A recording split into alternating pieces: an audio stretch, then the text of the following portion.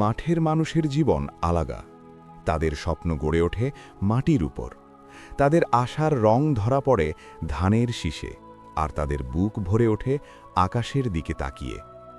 কৃষক জানে, সে বীজ বুনতে পারে, মাটি চাষ করতে পারে, ঘাম ঝরাতে পারে, কিন্তু ফসল ফলানোর ক্ষমতা তার হাতে নেই। আজকের গল্প একজন কৃষকের জীবন আর আল্লাহর সাহায্য। এক এমন মানুষের গল্প যার জমি শুকিয়ে গিয়েছিল, কিন্তু তার ঈমান শুকিয়ে যায়নি। গ্রামের এক প্রান্তে থাকত আব্দুল মতিন। ছোট্ট টিনের ঘর, পাশে এক টুকরো জমি, 2 গরু, স্ত্রী, বৃদ্ধা মা আর 2 সন্তান নিয়ে তার সংসার। সে ধনী ছিল না, কিন্তু সে আল্লাহর উপর ভরসা করা একজন পরিশ্রমী মানুষ ছিল। ফজরের নামাজ শেষে সে মাঠে যেত, মাটিতে হাত রাখত, আকাশের দিকে তাকাত, তারপর বলতো, হে আল্লাহ, ঘাম আমার, কিন্তু ফল আপনার হাতে। মতিনের জীবনের সব কিছু জড়িয়েছিল কৃষির সাথে। ধান উঠলে ঘরে চাল আসবে, ফসল ভালো হলে মেয়ের বই কেনা হবে, জমি বাঁচলে সংসার বাঁচবে। সে জানত, পৃথিবীর প্রতিটি জীবের রিজিক আল্লাহর জিম্মায়। সেবার শুরুতে সব কিছু ভালোই ছিল। বীজ বোনা হয়েছে, জমি তৈরি হয়েছে, মাঠের সবুজে গ্রামের মানুষদের মুখেও হাসি ফুটেছে। কিন্তু কয়েক সপ্তাহ পরই আকাশ বদলে গেল।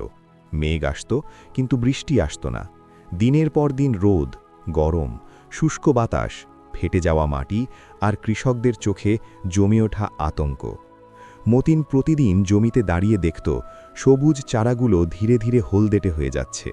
মাটি শক্ত হয়ে গেছে, সেচ দেওয়ার মতো পর্যাপ্ত টাকা নেই। ঋণ নিয়ে বীজ কিনেছে, আর এখন সেই বীজই মুড়তে বসেছে। রাতে ঘরে ফিরে সে চুপ হয়ে বসে থাকত। তার স্ত্রী জিজ্ঞেস করত, এবারও কি ফসল হবে না? মতিন উত্তর দিতে পারত না। এক রাতে তার ছোট ছেলে এসে বলল, আব্বা, এবছর কি ঈদে নতুন জামা হবে? মতিন ছেলের দিকে তাকিয়ে কেবল মৃদু হেসে দিল, কিন্তু বুকের ভিতরটা কেঁপে উঠল। কারণ সে জানত, জমি যদি বাঁচে তবেই ঘর বাঁচবে। সেই রাতে সবাই ঘুমিয়ে পড়ার পর মতিন উঠোনে বেরোল। চারদিকে নীরবতা। আকাশে তারা আছে, কিন্তু মেঘ নেই। মাটির বন্ধ নেই, বৃষ্টির চিহ্ন নেই, শুধু অপেক্ষা। সে অজু করল, 2 রাকাত নফল নামাজ পড়ল, তারপর হাত তুলে বলল, হে আল্লাহ, আমি চাষ করতে পারি, কিন্তু ফসল ফলাতে পারি না। আমি বীজ বুনতে পারি, কিন্তু তাতে প্রাণ দিতে পারি না। হে আমার রব, আপনি ছাড়া আমাদের আর কেউ নেই। আমার সন্তানের রিজিক আপনার হাতে। এই শুকনো জমিতে আপনার রহমতের বৃষ্টি নামিয়ে দিন। পরদিনও বৃষ্টি এলো না, তারপর দিনও না। গ্রামের মানুষ বলতে লাগল, এবার শেষ, আর কিছু হবে না। কিন্তু মতিনের মনে তখনও একটি আয়াত বাজছিল, যে আল্লাহরকে ভয় করে তিনি তার জন্য উত্তরণের পথ করে দেন এবং তাকে এমন উৎস থেকে রিজিক দেন যা সে কল্পনাও করে না। আর যে আল্লাহর উপর ভরসা করে তিনিই তার জন্য যথেষ্ট। সে হাল ছাড়ল না, মাঠে গেল, শুকনো চারা দাঁড় করিয়ে রাখল, যা পারল করল। কারণ সে বুঝত, তাওয়াক্কুল মানে বসে থাকা নয়, তাওয়াক্কুল মানে চেষ্টা চালিয়ে যাওয়া আর ফল আল্লাহর হাতে ছেড়ে দেওয়া।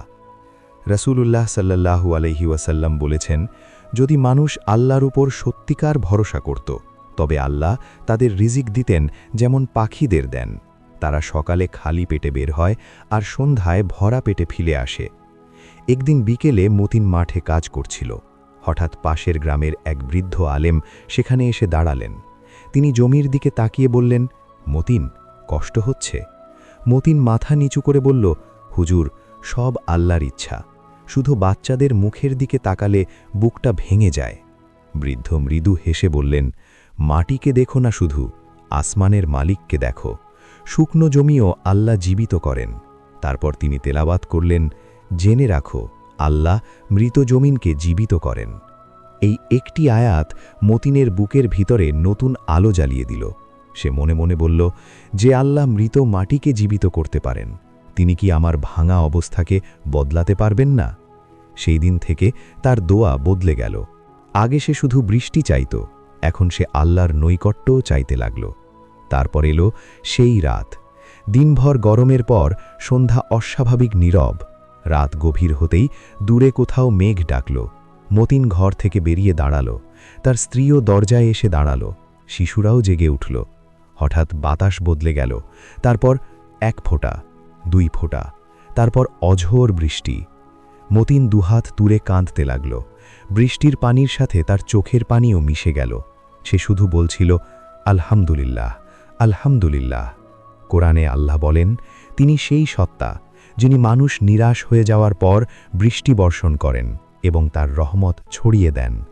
সেই রাতে শুধু মাঠ ভেজেনি, একজন কৃষকের অন্তরও ভিজে গিয়েছিল আল্লাহর প্রতি কৃতজ্ঞতায়। কয়েক সপ্তাহ পর মাঠ আবার সবুজ হয়ে উঠল। যে চারা মরে গেছে ভেবে সবাই হতাশ ছিল, তার অনেকটাই আবার দাঁড়িয়ে গেল। ফসল আগের বছরের মতো হয়তো হয়নি, কিন্তু মতিনের ঘর বাঁচার মতো হয়ে গেল। ঋণের চাপ কিছুটা কমল, ঘরে চাল এলো, শিশুদের মুখে হাসি ফিরল। কিন্তু মতিন সবচেয়ে বড় যে জিনিসটা পেল তা ফসল নয়, সে পেল ইয়াকিন। আল্লাহর সাহায্য দেরি হতে পারে, কিন্তু তা হারিয়ে যায় না। সে বুঝে গেল, কৃষক শুধু মাটিতে বীজ বোনে না, সে দোয়াতেও বীজ বোনে। আজ বোনে, কাল অপেক্ষা করে, তারপর একদিন দেখে আল্লাহর রহমতের বৃষ্টি নামিয়েছেন। তাই যদি তুমি কঠিন সময়ে থাকো, যদি তোমার জমি শুকিয়ে যায়, যদি তোমার ঘরে অভাব থাকে, যদি তোমার হাতে চেষ্টা ছাড়া আর কিছু না থাকে, তবু হাল ছেড়ো না।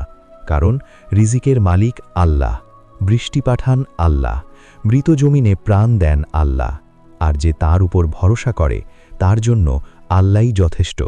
ভিডিও শেষের, যদি এই গল্পটি আপনার হৃদয় ছুঁয়ে যায়, তাহলে ভিডিওটি শেয়ার করুন, যেন আরেকজন মানুষ অভাব, খরা, কষ্ট আর অপেক্ষার মাঝেও আল্লাহর উপর ভরসা করতে শেখে।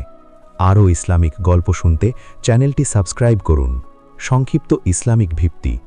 এই গল্পের মূল শিক্ষা হল, প্রতিটি জীবের রিজিক আল্লাহর হাতে।